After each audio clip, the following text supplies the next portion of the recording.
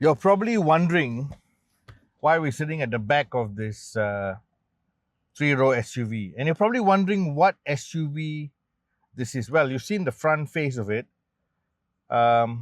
This is a brand new SUV, brand new model coming from, of course, China. Yes, China is dominating the SUV market in Malaysia.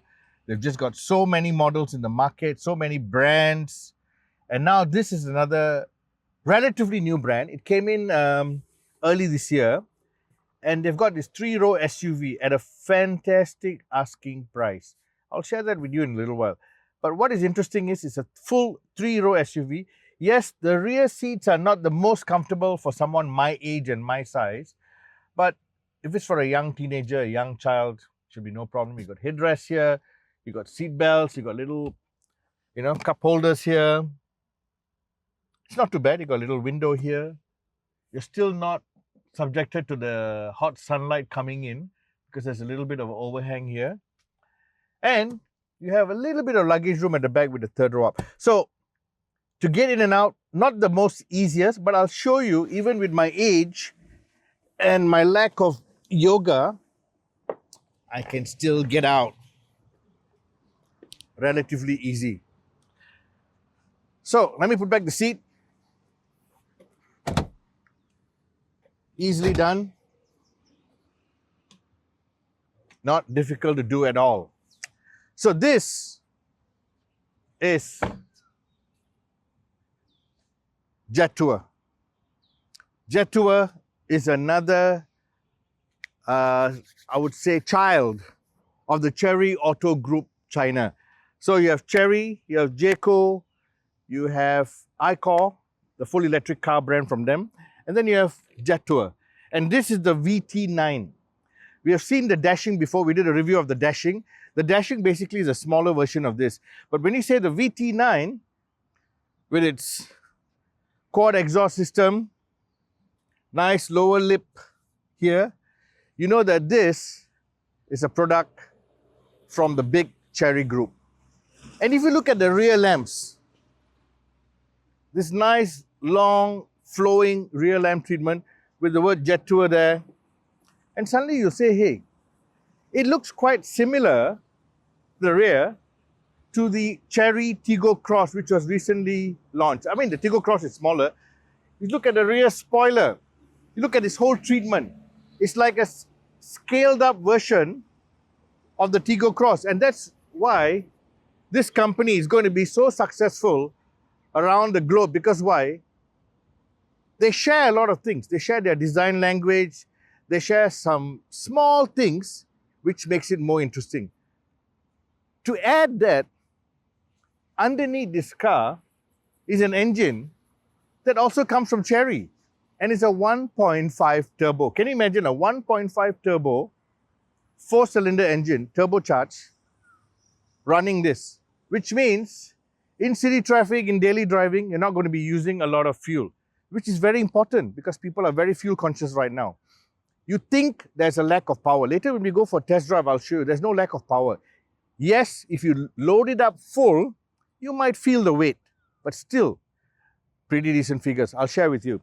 You get nice black wheels, large wide tires. You get that little red striping on the side. You know, this is actually a panel. You have the Jetour badge here. You get nice big side view mirrors, which have also been borrowed from the company.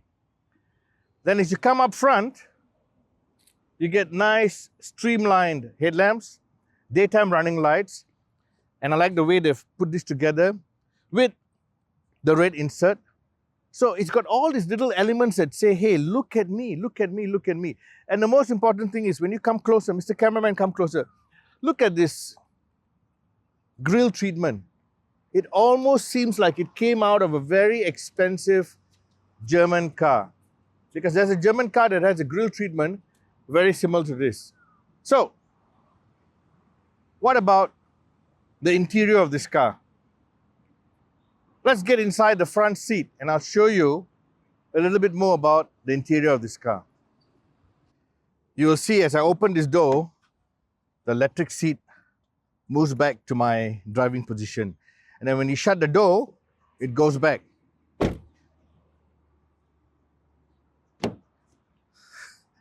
It's not a thing that most people will talk about, but I think it's a nice feature to have. You see, these are little things that the Chinese car manufacturers are bringing down to mid-size, mid-price vehicles, which the premium guys and the legacy brands have forgotten about. Simple things like, you know, electric seat moving up and down, premium sound system, digital dashboards, multifunction steering wheel, full panoramic roof with a sliding cover. They've thought about a lot of little things. You see, it goes back to place. Smart charging, points to charge your USB charging points, even an outlet here. They think about it. You know, I keep wondering to myself, you get all this. Look at this, I've got this full-length sunroof here. Let me start up the car.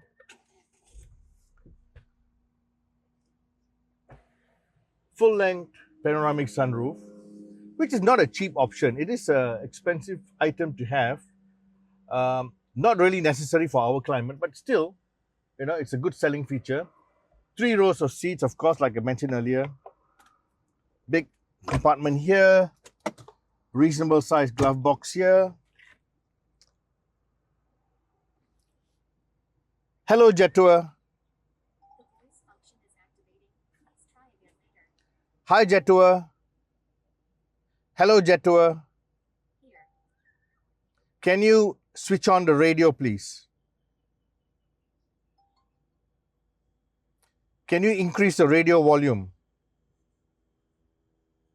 Hi, Jetour. Can you increase the radio volume? Hello, Jetour. Can you increase the radio volume? I don't know this yet. I have to learn it first. Okay, so she has to learn it first.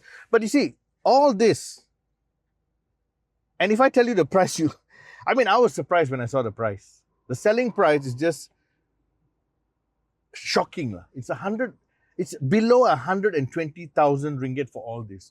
Below 120,000 ringgit. This is almost an insane asking price for something in this segment.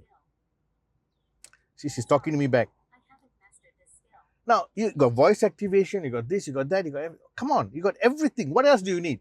You got a 3rd row seat, which you might not even need. But hey, I'll take it lah, you know, because why? If you put the 3rd row seat down, you get a lot of luggage area. But the fact that you have it is an added feature. Now, what is its direct competitor? Who is its direct competitor? Before we go to that, let's just go on. I like the trim here lah. You know why? It's not piano finish. You know, it's a little bit textured. It's not piano finish, so it doesn't shine too much. It's easy to keep clean. You got this glass panel here with, you know, to use the aircon vents. You've got, okay, this looks like leather, but it's not leather, but it looks like leather. You got some nice stitching going on here. You got this little red accent here, you know, going across the dashboard. Your power seats are here. The function with 3 memories. Again, you know, it's just surprising that they can give us all this for such a, you know, a price that, you know, you will not be able to think about when you look at legacy brands. Less than 120,000. Less than 120,000 ringgit. Let's get into the middle row seat. I'm just shocked with how well equipped this vehicle is for the asking price.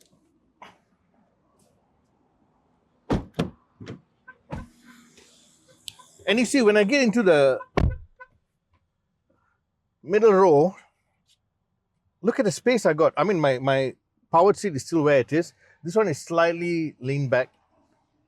And I've got a lot of space, plenty of legroom. I can stretch out a bit. Headrest is here. I can adjust it to get, you know, the comfort I want. Panoramic roof.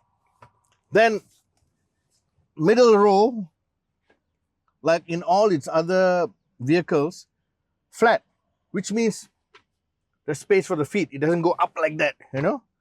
And then back here. So this brand, Jetour, and the Chery Group, they've really thought about everything necessary to make sure a consumer gets into the car, takes it for a test drive, and says, boxes ticked, all the boxes ticked, and a little bit more at the fantastic selling price of below 120,000 ringgit. I know I keep saying it, but it's just surprising. So 6-speed gearbox, very simple, very straightforward. And the question you're probably going to ask, enough power or not? Now, I'm not slamming the accelerator pedal. I'm just gently working it. As you can see, it moves along quite briskly. It's not super fast, people, because this is an SUV. This is a family vehicle. And a 1.5 engine, you're buying it because why? You're going to save fuel. If you want to save fuel and then you want to get power, come on, it doesn't work together. Anything with a lot of power doesn't save fuel. Unless you're getting some exotic hybrid or plug-in hybrid or some complicated, generator system, EERV. But this is a simple 1.5 liter petrol turbocharged engine, straightforward, nothing complicated, running a 6-speed gearbox. So 156 horsepower might sound a little bit disappointing simply because you would compare this with the Proton X90. Now, we all know that the Proton X90 has got more power, 175 horsepower, but it's running a 3-cylinder engine. I use the word but, not because there's something wrong with that, it's because a lot of car buyers in our part of the world say, 3-cylinder, why am I paying so much money for 1-cylinder less? Actually, 3-cylinder engines are fine. But that's just something that people need to, wrap their head around it and figure it out. So this is a 4-cylinder. Now, the Proton has also a little bit of a hybrid system to push it along because it's a larger vehicle. When I say larger, it's slightly longer, it's slightly taller. So the rear third row has got a bit more space in terms of headroom. But the Proton X90 is more expensive by about 10,000 ringgit.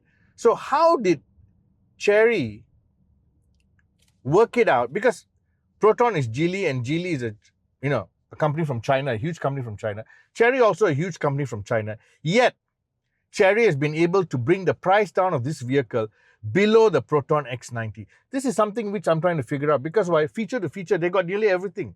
The only difference is the horsepower delivery. And the horsepower delivery is whether Chery wants to give you that added horsepower or not. Do you need it? Do you want to, sip more fuel? Something for you to think about when you're making a decision to buy a 7-seater at this price point. That means around 120 to 130,000. This is below 120. Proton is closer to 130. And then you decide for yourself. So I'm pushing it a little bit. Decelerating. Taking the corner. Accelerating again. Enough power. Spirited enough. How much more you need if you're traveling around a city, moving a family around, even going outstation on the highway. There's enough power. Why you want to go searching for, more power, and then after that sit down in a coffee shop and complain about your fuel consumption? So you have two things to decide. You want power or you want fuel consumption? Okay? Compromise this simple engine. No hybrid system, no complicated electronics, straightforward. I know a lot of people like a little bit of complication in their life. I like simple. And I think simple is the call of the day in today's market, where there are a lot of people who can't afford expensive, complicated vehicles and also would like to have it, but they're also thinking, I want something simple, straightforward, no headache. No headache at all. So that's me flooring the throttle from start.